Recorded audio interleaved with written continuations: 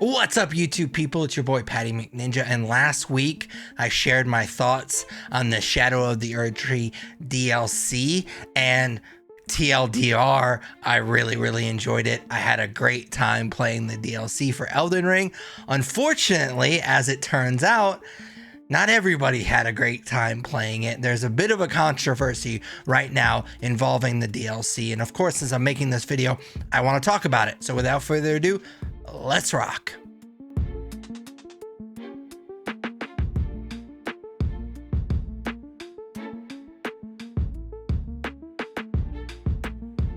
I have been doing video game reviews on this channel for a minute now, but it's actually not the reason I started this channel. So it's relatively a new thing to this particular channel. But I'm no stranger to reviewing things in a public forum, especially movies and TV shows. I do have a podcast, The Nerd You're Looking For, where we've been reviewing movies and TV shows for years now. And when it comes to reviews, I kind of have a policy of sort of burying my head in the sand when it comes to everyone else's opinion of whatever I'm reviewing. You never really know what you're going to hear or read that's going to kind of sneak into the back of your head and affect your thoughts.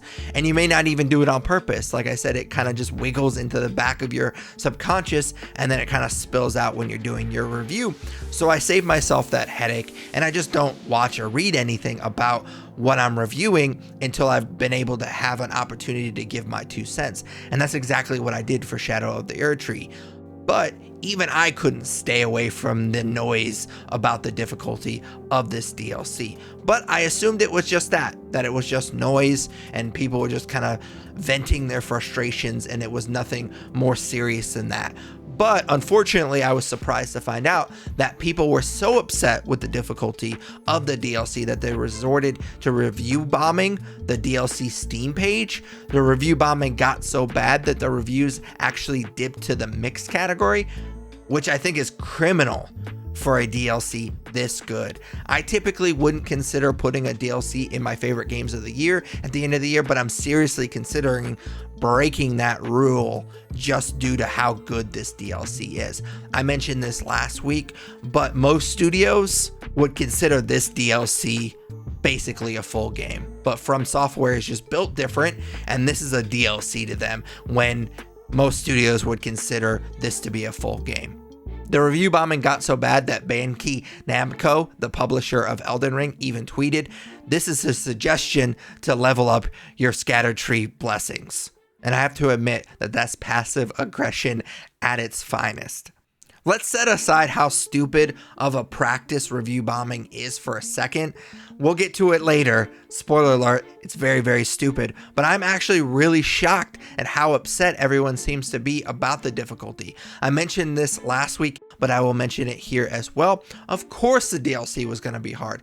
What did you expect? First of all, the base game is difficult. Second of all, From Software is notorious for making difficult games. That's kind of their thing. The DLC is locked behind what I considered a pretty difficult late game boss, so From Software rightfully assumed everyone playing the DLC is 1, good at the game, and 2, has a high level character.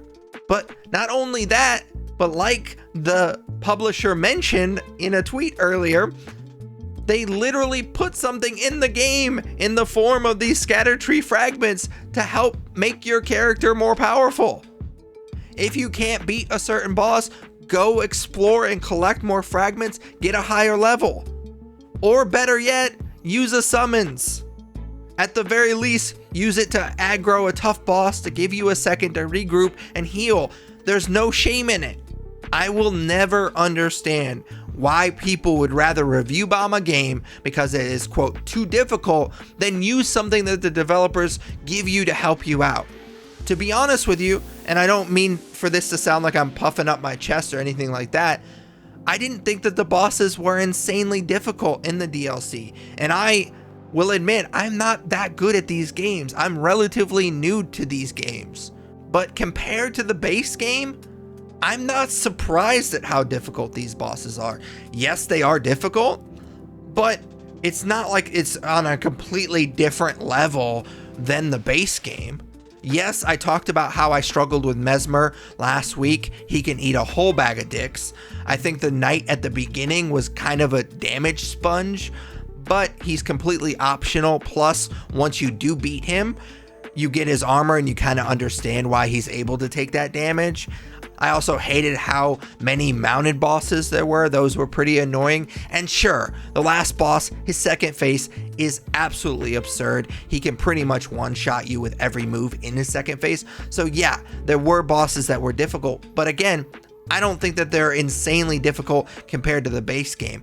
Also, there were some bosses like the millipede lady, I'm blanking on her name, that I defeated on my first try by myself. Yes, the hippo was a little beefy and aggressive, but he wasn't terribly difficult. I thought the dancing lion, yes, it was pretty chaotic, but once you kind of got his moveset down, I didn't think he was that difficult either. So I definitely think that the game balances itself out in that way. Yes, there are some really, really difficult bosses, but then there's some not so difficult bosses. I think the millipede lady is one of the easiest bosses in all of Elden Ring. But then again, you can call me a bitch if you want, because I use things in the game that the developers give me. If you're sitting here typing out a negative review on Steam because your feelings got hurt, maybe suck it up and just use a summons. And as I mentioned earlier, I do think review bombing is really, really silly. Whether it's this particular situation where people are complaining about a difficult DLC of a game that was already difficult from a developer that's notorious for making difficult games, where you have to beat a high level boss to even unlock the DLC, and I could go on and on. So obviously that's silly, but the concept of review bombing in video games is not exclusive to just video games, but it does seem pretty prevalent with gamers. It's just silly no matter what. I've heard a lot of stories of a particular group of people review bombing a particular video game because they feel like the studio that made it is going woke, or the video game is going woke, or whatever, but they never really explain what that means. It's very, very frustrating and very, very silly. I would say outside of stuff like swatting, or I read an article the other day about somebody getting beat in an online video game. They found out where that person that beat them lived, and they went and attacked them. So outside of just insanely dangerous and illegal things like swatting and those stories, I think that review bombing might be the dumbest thing that gamers do. I am happy to report that the reviews for the DLC have gone from mixed to mostly positive. Now, it's a step in the right direction, but it's not quite there. I feel like it should be overwhelmingly positive, because that's how I felt about the DLC, but at least it's a step in the right direction. And I do want to make clear that there have been a lot of recent negative reviews that still have mentioned the difficulty, but a lot of them have actually been mentioning the performance issues that people have been having since the patch. I want to be very clear. I don't consider that review bombing. I think that's legit. I recently put out a video, I guess it would have been a couple of months ago at this point, where I talked about No Rest for the Wicked. I shared my thoughts on that game, and I actually thought that game was pretty dope, except for I had a lot of performance issues with that game. I think that that's legit. I don't think that that's review bombing the game. You're just warning people that you had performance issues.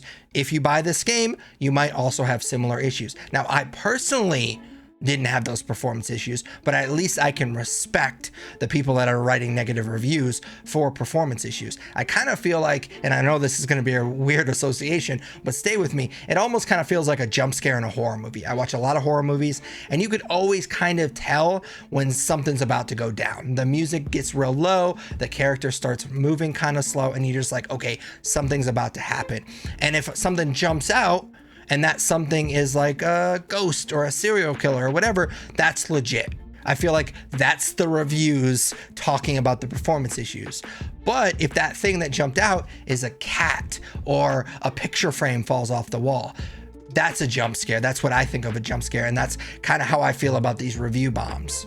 If you're sitting here and complaining about performance issues, that's just a review. But if you're sitting here writing a negative review because you're mad about how difficult a DLC for a game that was already difficult from a developer from software that is notorious for making difficult games, and you refuse to use summons, or you refuse to level up your character by room farming or whatever. I don't know what to tell you. You are review bombing, and that is silly. You need to do what the kids like to say and get good. But as always, those are just my thoughts on the controversy surrounding the DLC Shadow of the Erdtree. I'd love to hear yours in the comments down below. Let me know if you think I'm wrong, that the DLC is way too difficult. I will give you that Mesmer and the last boss are pretty difficult, especially the second phase of the last boss. I don't think that it's not difficult. I just don't think that compared to the base game that it's insanely difficult. But again, let me know if you agree or disagree with me in the comments down below. And of course, I hope that you enjoyed this video. If you did, smash that like button, as the kids say. Consider subscribing. If you do subscribe, ding that bell. That way you're notified every time I post another video. I try to post weekly gaming related content. So if you like that content, which you obviously do, if you've made it this far in the video, definitely consider subscribing and dinging that bell. But until next video, take it easy. What's up, YouTube people? It's your boy Patty McNinja, and this is my boy Yoshi, aka Kitty Boy. And we were just talking, and we agree that since you made it this far in the video, you might as well subscribe. You wouldn't want to disappoint Kitty Boy, would you?